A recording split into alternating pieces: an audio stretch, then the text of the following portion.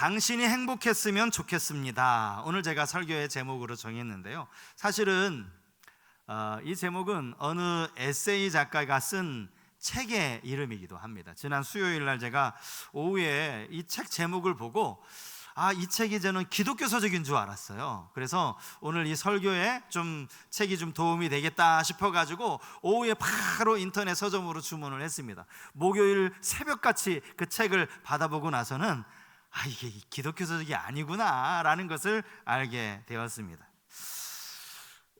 책에 보면 머릿말이 있고 목차가 있지 않습니까? 제가 목차를 쭉 읽고 나서는 이게 오늘 설교에는 별로 도움이 되지 않겠구나 이런 생각까지 들었습니다. 책의 중간에 보니까 이런 제목의 글이 있더라고요. 예상하지 못한 행복. 제가 그 글을 한번 읽었는데요, 이 글의 내용이 이랬습니다.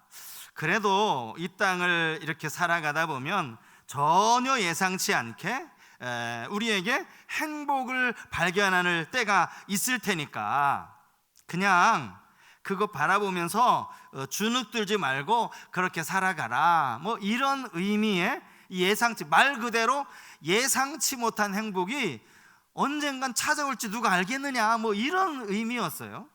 그래서 이것도 신앙과는 전혀 좀 별개의 그런 글이었습니다.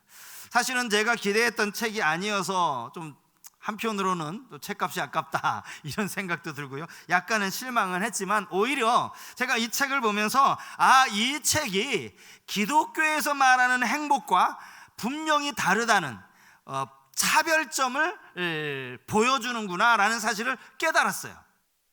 기독교에서 말하는 이 행복이 오늘 이 책이 이야기하고 있는 믿지 않는 사람이 쓴 그 에세이집에 나오는 그 행복과는 완전히 다르다라는 것이죠. 여러분, 기독교에서 말하는 행복은요, 그냥 누구라도 살아가면 예상치 못하게 그냥 길거리에서 지폐 하나를 줍듯이 그렇게 발견할 수 있는 그런 행복이 아니라는 거죠. 불행하게 사는 것보다는 그래도 행복하게 사는 것이 더 낫고, 살아가다 보면 전혀 예상치 못하게 행복이 찾아올 수 있다라고 하는 이런 막연한 기대감을 이야기하는 것이 아닙니다. 기독교에서 말하는, 성경이 말씀하고 있는 이 행복은요, 하나님이 우리에게 주시겠다라고 약속하신 행복이에요. 그러니 완전히 다른 것이죠. 저는 오늘 이 설교 책 제목이기는 하지만 이 제목처럼 여기 앉아 계신 여러분 모두가 행복했으면 좋겠습니다. 그러길 원하시죠? 행복한 삶을 사셨으면 좋겠어요. 그럴 수도 있고 그러지 않을 수도 있는 그런 행복 말고, 그냥 막연히 살아가면서 나에게도 이런 행복이 있었으면 하는 그런 막연한 기대감 말고 말입니다, 하나님이 우리에게 주시겠다라고 약속하시는 그 행복을 여러분 꼭 받아 누리시는 은혜가 있기를 축복합니다. 최근에 CBS에서 하는 새롭게 하소서라고 하는 그 간증을 제가 본 적이 있습니다. 제가 본 것은 그 김소민이라고 하는 한 젊은 자매가 이제 간증을 하는 영상이었는데요, 제가 이 자매님 사진을 그 인터넷에 나와 있는 대로, 방송에 나와 있는 대로 한 캡처한 사진을 한번 찾았는데요, 그냥 저렇게 생겼어요. 왜 웃으셔요? 1991년생 그냥 평범한 우리와 똑같은 그러한 자매입니다. 그런데 이 자매는요, CRPS라고 하는 이 병을 가지고 살아가는 환자였습니다. CRPS, 혹시 이런 병명 들어보셨습니까? CRPS 환자가 우리나라에만 약 2만 명 정도가 된대요. 보고된 게 2만 명의 환자가 이 병을 앓고 있는데요, 병의 정확한 한글 이름이 이렇습니다. 복합부위통증증후군.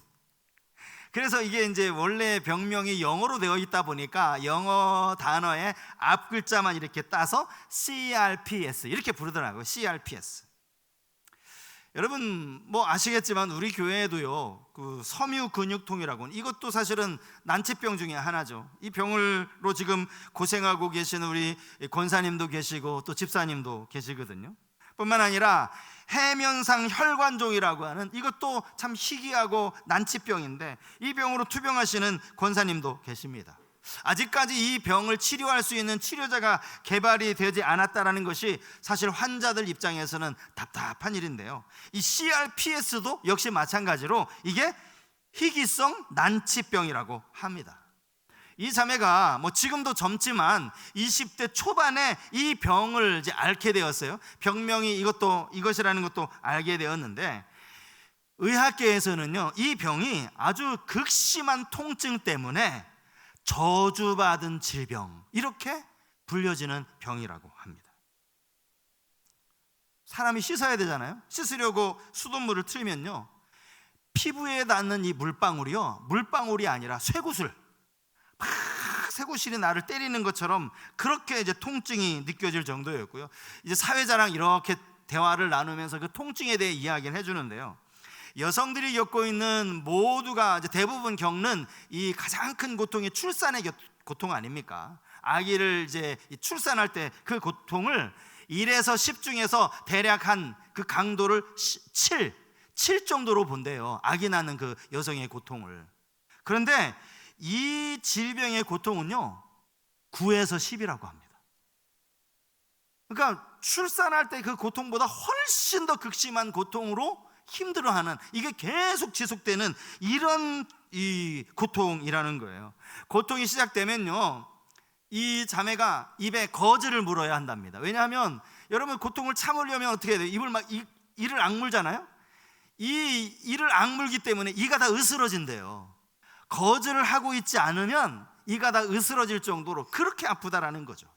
통증을 줄이기 위해서 몰핀 주사를요 수도 없이 맞았고요. 여러분, 케타민이라고 들어보셨을 거예요. 마약이죠, 마약. 케타민.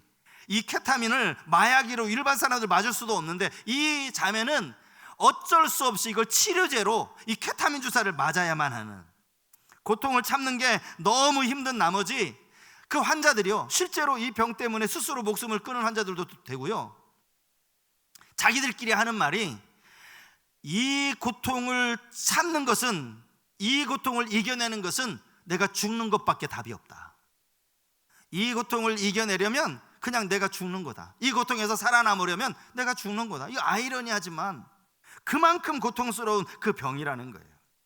물론 이렇게 간증 프로그램에 나올 때만 해도 사실은 치료가 어느 정도 진행이 되었어요. 물론 큰 수술을 받았어요. 엄청난 수술을 받기도 했습니다. 그리고 그 과정에서 투병하는 과정을 옆에서 지켜보던 담당 의사분이 이걸 한번 그 책으로 내라, 그래서 실제 책도 나왔습니다. 하루에 배갈, 여러분 알약 배갈 먹어보셨어요? 하루 3번 다 합치면 배갈가량의 약을 먹어야 그 통증이 멈추었는데, 지금은 하루에 서너 알 정도면 이 통증을 좀 어느 정도 느끼지 못할 만큼, 그래서 일상생활에 조금 가능해질 만큼, 그래서 방송국에 나와서 간증 프로그램에 간증도 할 수 있을 만큼 이제 그렇게 되었다는 건데요. 제가 이 자매의 이렇게 간증을 쭉 보면서 제가 울컥하면서 행복에 대해서, 행복이 뭘까? 이 행복에 대해서 생각하는 계기가 되었습니다. 왜냐하면 이 자매가 간증하는 도중에 행복이라는 걸 이야기하거든요. 모두가 행복하기를 바라지만 어떻게 하면 행복할 수 있을까라는 이 기준은 사람마다 조금씩 다른 것 같습니다. 물론 뭐 우리 모두가 공감하고 있는 이 공통적인 기준은 있기 마련이죠. 여러분 생각하는 행복의 기준이 뭐겠어요? 돈이 좀 이만큼 있었으면 좋겠고, 내가 아프지 않고 건강했으면 좋겠다. 사실은 돈이나 물질, 이 돈이나 건강, 이것이 이 건강의 그냥 보편적인 기준일 겁니다. 상식적인 기준일 뿐이죠. 하지만 이것도 정답이라고 볼 수는 없어요. 미국의 긍정심리학의 창시자라고 일컬어지는 마틴 셀리그반 이 교수님이 계신데요, 이분이 이제 그 40여 개 나라를 대상으로 해서 생활 만족도를 조사했습니다. 그래서 이제 그 결과를 이제 올려주었는데요, 1인당 국민 총 생산이 $8,000가 넘으면 생활 만족도와 이 돈과의 상관관계는 없는 것으로, 이렇게 이제 조사 결과가 나온 거예요. 예를 들면 이런 것이죠. 국민 소득이 높은 나라, 저 유럽이라든지 또 미국이라든지 이런 나라들을 보면 그들이 이 부와 생활 만족도 사이에 관계가 별로 없다라는 거예요. 예를 들면 50억을 가진 사람이 그 다음에 5억이 있으나 없으나 5억을 더 가졌거나 가지지 않았거나 그 생활의 만족도가 올라가거나 내려가지 않더라는 거죠. 어느 정도 수준이 되면 그 안에서 아이 그거 뭐 있어도 그만이지, 나는 지금으로 행복해, 이렇게 느낄 수 있다라는 거죠. 더 특이한 게 하나 있더라고요. 이 조사 결과에 보니까 그 40개 나라 중에서요 좀 가난하다고 할 수 있는 나라, 인도, 나이지리아, 이런 나라 국민들의 그 만족도를 보니까 오히려 잘 사는 우리 주변에, 우리 옆에 있는 일본보다 만족도가 더 높았다는 거예요. 더 못 사는 나라가, 이들은 정말 뭐 $8,000가 되겠습니까? 어쨌든 가난한 나라가 잘 사는 나라보다 삶의 만족도가 더 높았다라는 거예요. 그러니까 이 조사 결과가 무엇을 말해주는 거예요? 무조건 돈이 많으면 많을수록 행복해지느냐? 그렇지 않다라는 거죠. 기본적으로 어느 수준을 넘어서면 꼭 그렇지만도 않다라는 것입니다. 쉽게 정리하면 이것입니다. 돈이 많다고 무조건 행복하냐? 그러면 돈이 부족하면 무조건 불행한 것이냐? 그것이 아니다라는 것입니다. 매년 유엔에서 발표하는 세계 행복 보고서라는 게 있어요. 2023년도에도 결과가 나왔고 2024년도에도 그 보고서가 나왔는데요. 작년에 전 세계 137개 나라 국민들을 대상으로 해서 행복에 대한 설문조사를 실시했답니다. 그런데 그 설문조사에 우리나라가 137개 나라 중에 그 행복 만족도가 몇 위쯤 나왔을까요? 57위랍니다. 57위. 근데 중요한 것은 그게 아니라요, 작년에 우리나라 한국의 1인당 국민 총소득을 순위로 매겼을 때 137개 나라 중에서 32위였거든요. 그러니까 잘 사는 기준으로 쭉 보았을 때 우리나라가 32번째로 잘 사는 나라였다라는 거예요. 그런데 만족도는 57번째로 나왔다라는 거죠. 생각해 보세요. 우리나라가 그 137개 나라 중에서 32번째로 잘 살면 만족도로 32번째로 나와야 되는 거 아니에요? 근데 그렇지 않다라는 거죠. 이 갭이 있다라는 거예요. 2024년도 이제 올해입니다. 143개 나라를 대상으로 조사했는데 우리나라가 올해는 52위를 차지했다라고 합니다. 예전과 비교해보면요, 여러분 우리나라 지금 꽤 잘 사는 나라가 되었습니다. 외국에 가끔 여행하다가 돌아오신 분들 이야기 들어보면, 야, 가보면 뭐 진짜 우리나라 잘 사는 나라라고, 예전에 비하면 우리나라 정말 잘 살게 되었다라고 그렇게 이야기는 하지만 정작 국민들이 느끼는 이 만족도랄까요, 이 행복의 지수는 오르지 않았다라는 거예요. 돈이 많다고 무조건 행복하지 않더라는 거죠.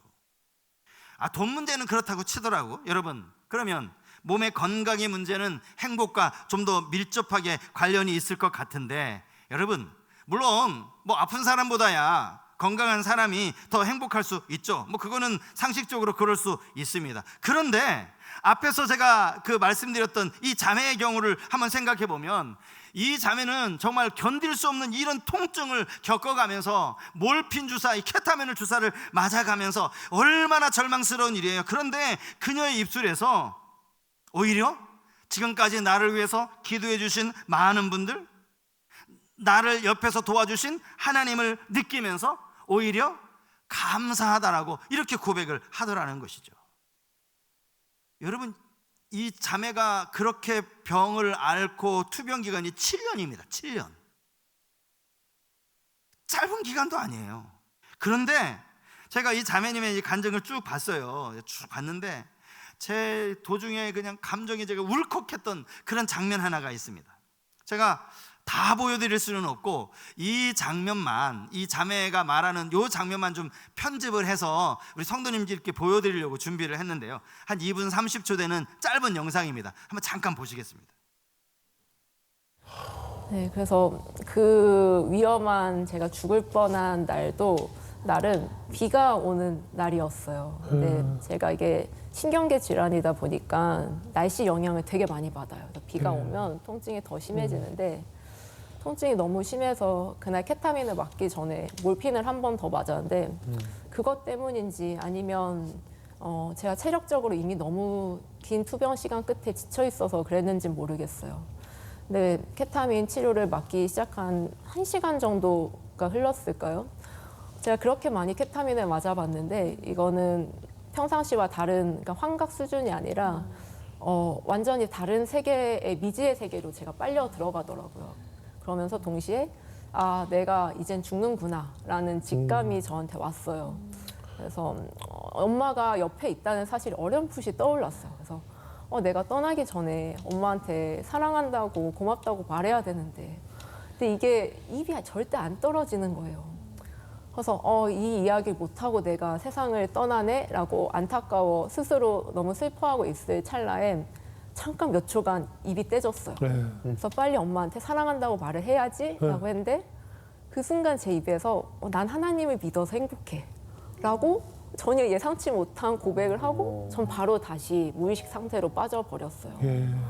근데 그 말과 함께 제 마음속에 평온이 찾아오더라고요. 아 이제는 내가 평안하게 하나님 곁으로 갈 수 있겠구나라는 확신이 들었고 엄마가 항상 저를 옆에서 지켜보시잖아요. 근데 그날따라 제가 눈이 뒤로 뒤집히고 입에 계속 거품을 물고 갑자기 눈을 뜨더니 알 수 없는 고백을 하고 이건 심상치 않다 싶어서 의료진 분들을 부르셨대요. 그러더니 위급 상황이라고 갑자기 치료가 다 멈췄고 이제 긴급 조치에 들어갔어요. 그래서 저는 정말 감사하게도 그로부터 일정 시간이 지난 후 다시 의식을 되찾게 되었어요. 근데 제가 추후에 진료에 가서 들은 이야기인데 거기서부터 단 몇 초만 지나도 저의 모든 신경 기능이 마취되었기 때문에 그대로 세상을 떠나게 되는 바로 위험한 순간이었다고 하시더라고요. 아이고. 이 자매가 뭐라고 얘기합니까? 아 이제 죽는구나. 91년생 아직 젊어요. 내가 이렇게 죽는구나. 바로 그 순간에 자매의 입술에서 나는 하나님을 믿어서 행복해. 여러분 이 말 옆에서 누가 시킨다고 할 수 있는 말입니까? 그의 마음속에서 하나님에 대한 그 감사의 고백이 나올 수 있었다라는 거죠. 아픈 것보다 건강할수록 행복감을 많이 느낄 수 있는 거 이거 부인할 수 없는 사실입니다. 하지만 여러분 이 세상에는요 건강을 마치 당연한 것으로 여겨서 내가 아직 젊고 운동 꾸준히 하는데 이 건강이 그냥 당연한 줄 알고 아무런 행복을 느끼지 못하고 살아가는 사람들이 우리 주변에 얼마나 많은지 몰라요. 여러분 건강 때문에 행복해 보신 적 있습니까? 그러니 행복의 조건이라는 게 돈이 우리에게 행복을 가져다 주는 것도 아니고 건강이 우리에게 행복을 가져다 주는 것도 아니라면 정말 진정한 행복은 과연 어디에서 찾을 수 있는가? 오늘 그 부분에서 제가 이 성경 구절을 읽게 되었는데요. 오늘 읽은 이 성경 말씀은요 모세가 이제 이스라엘 백성들 마지막으로 각 지파별로 그들을 축복하는 유언의 그 축복의 이야기가 기록되어져 있습니다. 그 중에서도 26절부터 29절까지는 이스라엘 백성 전체를 향하여 마치 유언처럼 전한 축복의 메시지죠. 40년 동안 이스라엘 백성들을 저 애굽에서 종살이하는 이스라엘 백성들을 이끌어내서 광야를 지나면서 모세는 정말 최선을 다해 지도자로서의 역할을 잘 감당을 하고요 이제 그의 역할이 맞춰지는 거예요. 그래서 바로 그 다음 장에 가면 모세가 죽는다는 그런 이야기가 나오고 있습니다. 바로 그 다음 장에 모세의 죽음의 이야기가 나오는 것을 보면 오늘 우리가 읽은 이 29절 말씀은요 모세 유언 중에서도 맨 마지막에 남긴 그 한마디 말이라고 할 수 있는 거예요. 우리가 이렇게 한번 생각을 하면서 이 말씀을 제가 다시 한번 읽어드릴 테니까 여러분 잘 들어보시기 바랍니다. 본문 29절 말씀이요 이스라엘이여 너는 행복한 사람이로다. 여호와의 구원을 너같이 얻은 백성이 누구냐? 그는 너를 돕는 방패시요 내 영광의 칼이시로다. 내 대적이 내게 복종하리니 내가 그들의 높은 곳을 밟으리로다. 모세가 이스라엘 백성들을 향하여 너희는 행복한 사람이야, 이렇게 이야기를 하고 있는 거죠. 아시는 것처럼 여러분, 이 신명기서는요, 이스라엘 백성들이 광야 40년을 지나는 거의 마지막 즈음에 이스라엘 백성들을 모아놓고 모세가 마지막으로 했던 설교가 편집된 책이 바로 이 신명기예요. 애굽을 빠져나온 이스라엘 백성들 가나안에 들어가기까지 그 거리가 그리 멀지는 않았습니다. 사실은 먼 거리가 아니었음에도 불구하고 이스라엘 백성들은 광야에서 38년, 40년 가까이를 계속 유랑해야만 했죠. 여러분, 그 이유가 무엇입니까? 그들이 하나님을 믿지 못했기 때문입니다. 그들의 불신앙 때문이죠. 그래서 그들은 이 광야를 지나면서 연단을 받은 것 아닙니까? 애굽을 빠져나와 홍해를 건넌 사람들 가운데 20세 이상 되시는 20세 이상의 장년들은 하나님이 광야에서 다 진멸하셨어요. 약 60만 가량 되는 그 사람들을 말이죠. 그리고는 20살 아래 어린 청소년부터 시작해서 아이들이 그 40년 동안 자라서 다음 세대가 장년 세대가 된 겁니다. 지금 그들에게 모세가 하는 말, 너희는 행복한 사람이다. 뭐가 행복한 겁니까?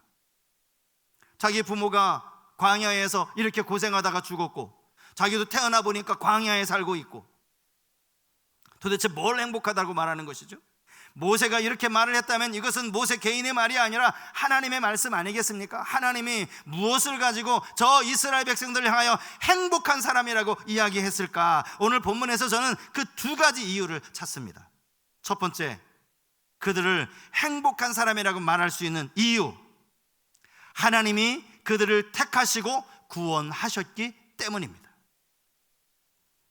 선민이라는 말 자체, 이것이 하나님이 선택받은 민족이라는 그런 뜻을 가지고 있죠. 이게 바로 그들이 행복하다고 말할 수 있는 첫 번째 이유라는 거예요. 그들이 어떻게 선민이 되었습니까? 여러분, 이스라엘을 가보신 분들도 많이 이제 계시지만 이스라엘의 이 국토 면적을 따지면요, 이 국토가요 약 2만 제곱킬로미터라고 합니다. 2만 제곱킬로미터, 뭐 어느 정도 되나 우리가 감이 잘 안 오잖아요. 우리나라로 치면 경상북도. 그게 얼마나 작은 나라입니까? 이 작은 나라에 사는 그 이스라엘 백성들을 하나님이 주권적으로 하나님의 특별한 사랑으로 선택해 주신 거예요. 신명기 7장 7절에 보면 그래서 이런 말씀이 나옵니다. 여호와께서 너희를 기뻐하시고 너희를 택하심은 너희가 다른 민족보다 수요가 많기 때문이 아니니라. 너희는 오히려 모든 민족 중에 가장 적으니라. 하나님이 이스라엘을 택하신 이유? 너희가 가장 적고 가장 초라하기 때문에 하나님이 택했다는 거예요. 숫자가 적었다는 게 택하신 이유는 아니겠죠. 이 말은 아무 조건 없이 하나님이 택하셨다라는 거예요.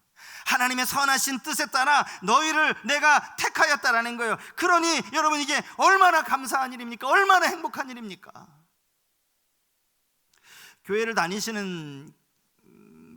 안 다니시는 분들 중에 종종 이렇게 오해하시는 분들이 계신데요. 뭔가 하면 저와 같이 이렇게 이제 목회자가 되는 것을 보면서, 아, 저분은 저희 아버지가 목사여서 그 목사의 가정에 태어나서 그렇게 자라서 저 사람도 목사가 되었나? 아니면 저 사람은 아주 믿음 좋은 장로님이나 권사님 가정에 태어나서 어려서 모태신앙으로 잘 자라서 그렇게 나중에 목사가 된 것인가? 물론 그런 분들도 계세요.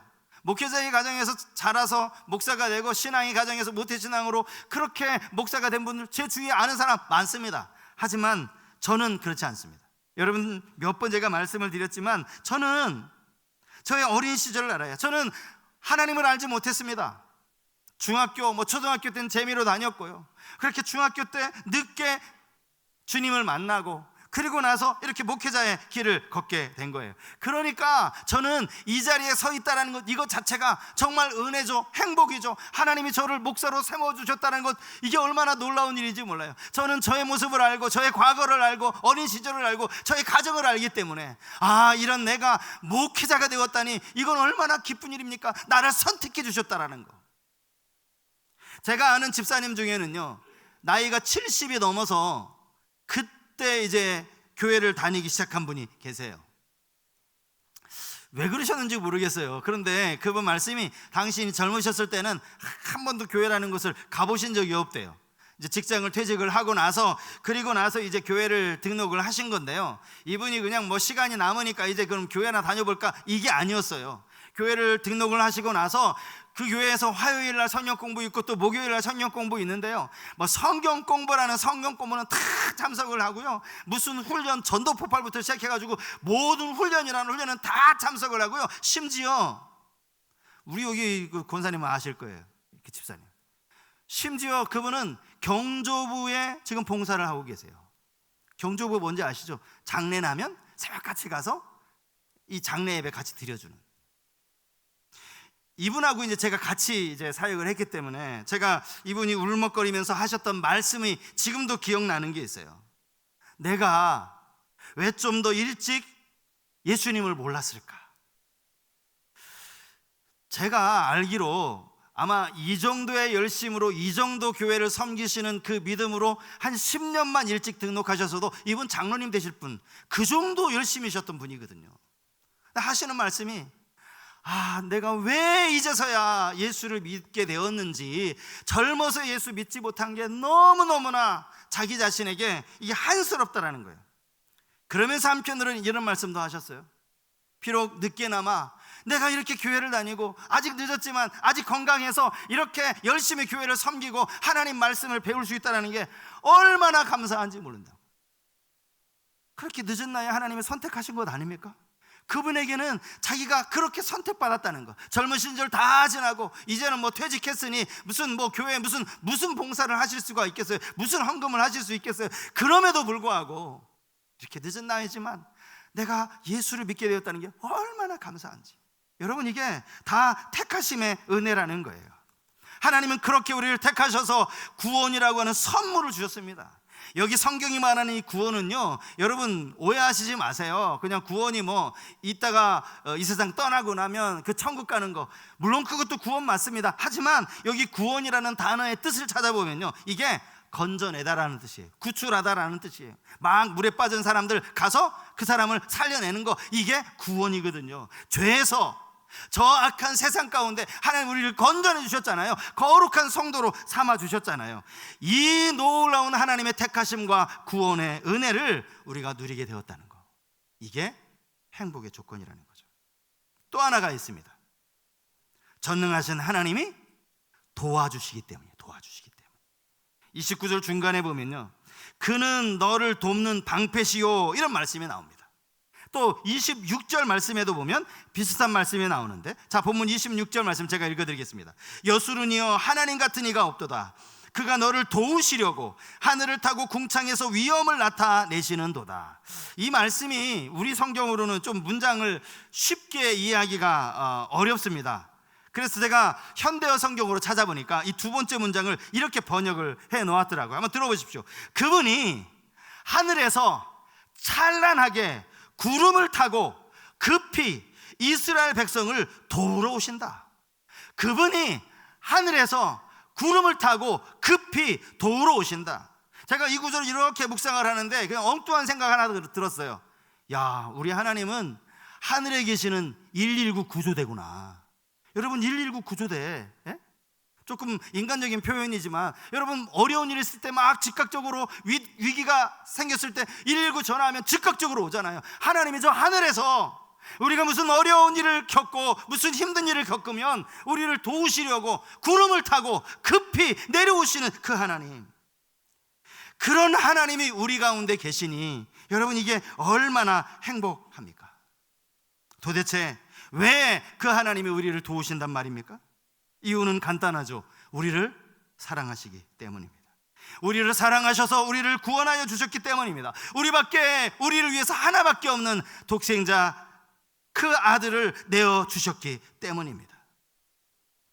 하나님의 사랑을 전할 때마다요, 저는 오늘 교회 처음 오신 분들, 그동안 신앙생활 안 하셨던 그런 분들에게 한편으로는 너무나 죄송하고 너무나 부끄러운 마음이 듭니다. 왜냐하면요, 지금까지 교회가 말로만 이 사랑을 떠들었기 때문입니다. 말로만 하나님은 사랑이시라고 말하고 또 기독교의 가장 본질이 사랑이라고 말하고 주님이 우리에게 주신 새 계명이 사랑이라고 우리는 너무나 잘 압니다. 그런데 우리끼리만 말로만 이야기해요. 교회 밖에서 볼 때는 자기들끼리 사랑하는 게 자기들끼리만. 너무나 잘못된 거죠. 그렇지 않습니다. 여러분 분명히 아셔야 될 것은요, 하나님은 교회 안에서 오늘 이렇게 예배드리고 있는 우리만을 위해서 우리를 택하여 주신 게 아닙니다. 우리만을 위해서 예수님이 십자가 지신 것이 아닙니다. 우리 모두를 위해서, 여기 처음 와서 앉아 계신 여러분 모두를 위해서 주님이 당신의 생명을 내어주셨다는 이 사실, 이걸 여러분 꼭 잊지 말고 기억하셨으면 좋겠습니다. 눈에 보이는 행복, 좀 경제적으로 좀 풍족해서 좀 좋은 옷 사입으면 그게 진정한 행복일까요? 육신의 건강도 마찬가지 아닙니까? 우리에게 진정한 행복은 지금도 저 하늘에서 나를 택해 주시고 나를 도우시려고 언제라도 하나님의 이름을 부르면 급히 구름을 타고 우리를 도우시려고 오시는 그 하나님이 지금 나와 함께 계신다는 이 사실, 이게 진정한 행복 아니겠습니까? 이 행복을 누리며 살아가는 여기 모여있는 우리 모든 분들 다 되실 수 있기를 주님 이름으로 축복합니다.